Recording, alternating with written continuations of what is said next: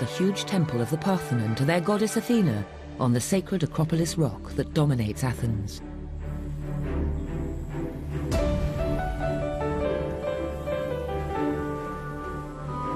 Public discussion of ideas and oratory led to larger public events like theatre. This huge theatre at Epidavros could hold 14,000 spectators, and it had superb acoustics. Drop a coin on the stage and it could be heard in the back row.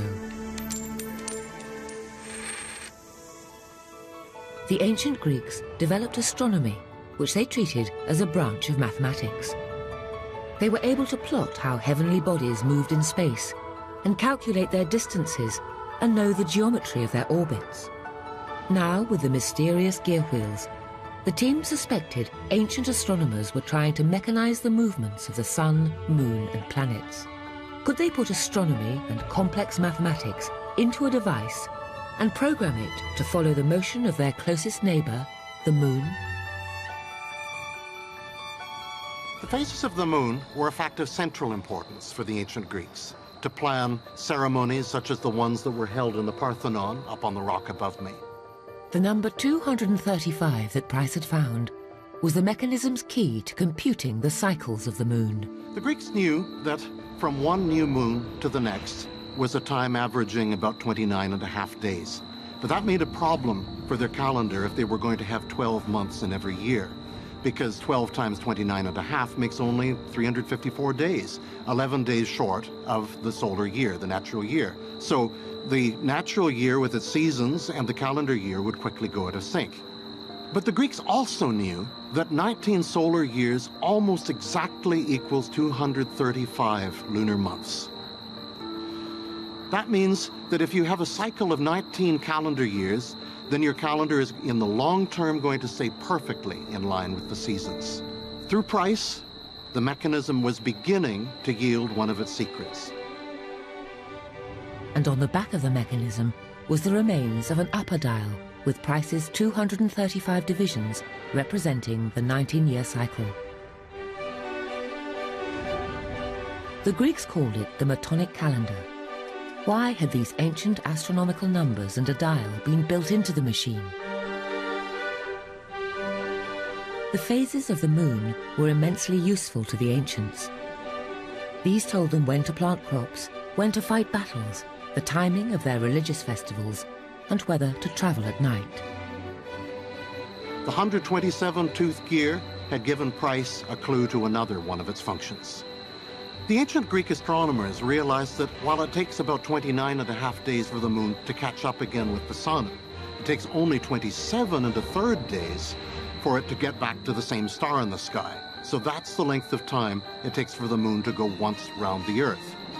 If you do the arithmetic, what you find is that in that 19-year cycle, this means that there are 254 orbits of the moon around the Earth.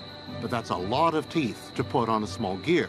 So what the designer did instead was to take half of that number. Half of 254 is 127, and then used other gears to multiply its effect up to 254. Price had discovered the 127-tooth gear, one of the other main functions of the mechanism, a display of the moon's revolutions around the Earth. We now had two prime numbers, 19 and 127, which both had crucial functions. Were there more? After 20 years of intense research, Derek Price thought he'd solved the puzzle of the mechanism. But he hadn't used up all the gears, particularly a large gear at the back, which he thought had 222 or 223 teeth. So we became sure that Derek Price hadn't solved the puzzle of the mechanism. We were desperate to see inside the Antikythera mechanism. One day I was looking at a science journal and I saw this exquisite X-ray picture of a goldfish. Another picture I saw was of a locust with all this fine detail of the internal structure.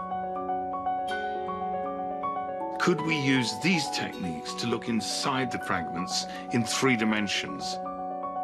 Tony Freeth took a chance. He phoned a UK company who were world experts in X-ray technology. Could he convince them of the importance of the mechanism? Well, to begin with, I wasn't interested. My colleagues told me it was some ancient bronze calcified lump. So really, I determined to ring up Dr. Freeth and say, I'm really sorry, but we're unable to do this because we haven't got a system powerful enough to penetrate the sample. But after an hour's conversation, I was pretty much convinced that this was something we had to do. Roger decided to build a special prototype machine for us to X-ray the Antikythera mechanism. It was an extraordinary decision. The financial director was absolutely furious. He stormed out of our meeting, declaring I was going to bankrupt the company. The Antikythera mechanism is extremely fragile. So Roger agreed to take this machine, this 8-ton machine, to Athens to study the fragments.